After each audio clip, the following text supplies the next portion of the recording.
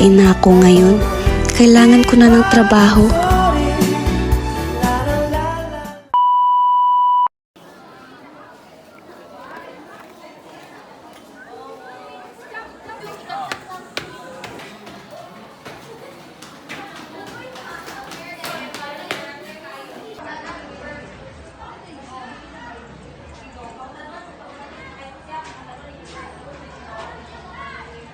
Naiihi na ako.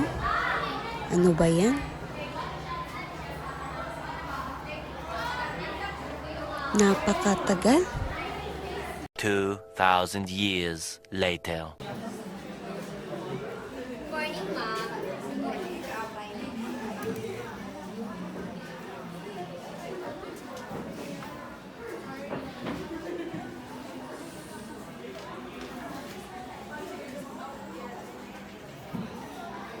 I'll give you a call.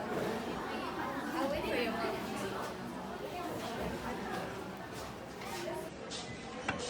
Good morning, Mom. Oh, good morning. Have a seat, please.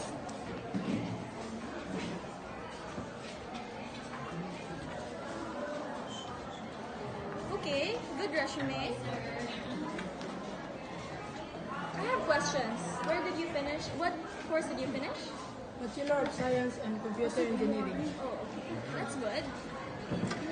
And why do you want to apply for this job? Because this is man's job for practicality, and I have my parents and I need money.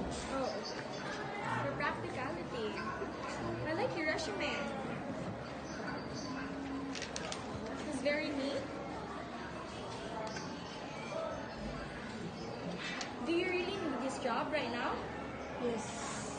Okay. So I think it's all good and you're hired. Welcome to the company. Thank you, Mom.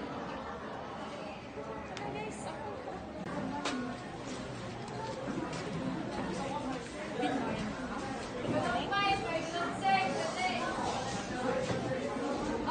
Firstly, where is your manners? I didn't tell you to sit down yet. I am sorry, ma'am. No, it's fine. Just sit down already.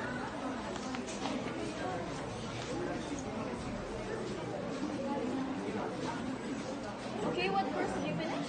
Accountant, ma'am. And what is the reason you would like to apply for this job? Because this is my dream job, ma'am, and I know that I am capable of this job, and I'm deserving to join this job. Okay. I really don't like how you put your resume all together.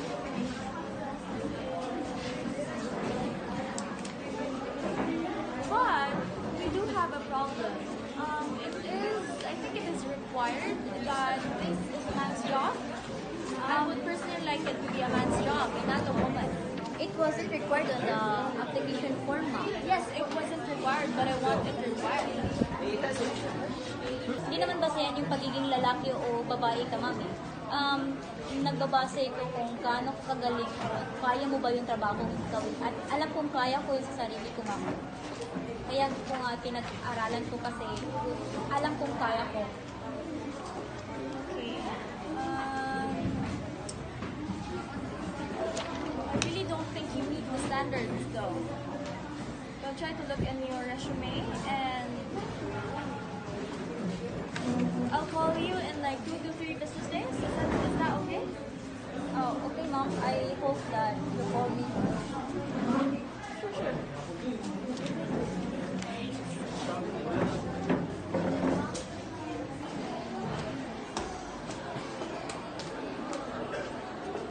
Ma'am, bawal ka po dito kasi wala kang appointment sa CEO. Ma'am! Sorry sir, hindi ko po siya napigilan. Miss Jen, you can leave now. Good morning, sir. I am Wait, with what's your name? I am Wendy Limpanga and nag-apply po ako dito sa kumpanya niyo at may reklamo po ako tungkol sa pang-apply ko po dahil po sa manager na sabi niya ay hindi daw ako pwede dito sa kumpanya niyo dahil naghahanap daw siya ng lalaki. Pero wala naman po sa application form na kailangan yung lalaki. Tingnan niyo po yung resume ko. Ang alam ko ngayon.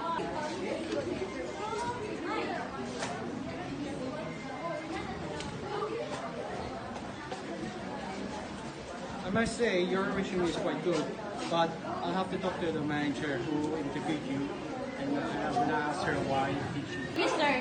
At sana po matanggap ako sa trabahong ito kasi alam ko na kaya ko to. Kahit babae lang ako, sir, alam ko kaya ko to. Dahil hindi ko nasusukat ang kasarian ng isang tao para lang matanggap ng isang trabaho. Kaya, sana dinggin niyo po yung reklamo ko, sir, kasi alam ko bilang babae na kaya ko to. Dahil marami po kami mga babae na nagre-reklamo pero hindi na masasabi dahil natatakot sila. Pero ako, ipaglalaban ko yung karapatan ko bilang babae. Kasi ang mga babae ay hindi basta-basta. So I know you're right, so that's why I'm gonna talk to the manager about your employment. Thank you so much, sir. Miss Jane, could you please, Miss May, could you please bring Miss Zoe to my office?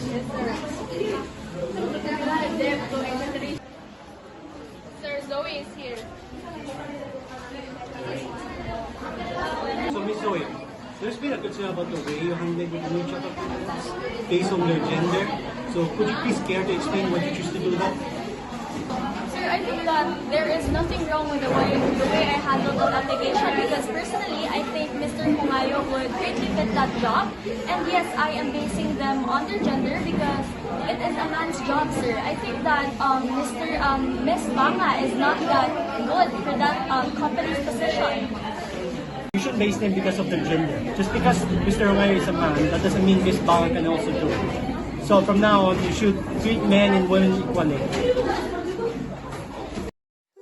Sa huli, napagtanto ni Miss Zoe ang kaniyang pagkakamali. Humingi siya ng tawad sa mga aplikante na hindi niya tinato ng mabuti. At sa kabaitan ng mga aplikante, siya naman ay pinatawad ng mga ito. Tandaan nating lahat na hindi nasusukat ng kasarian ang kakayahan ng isang tao.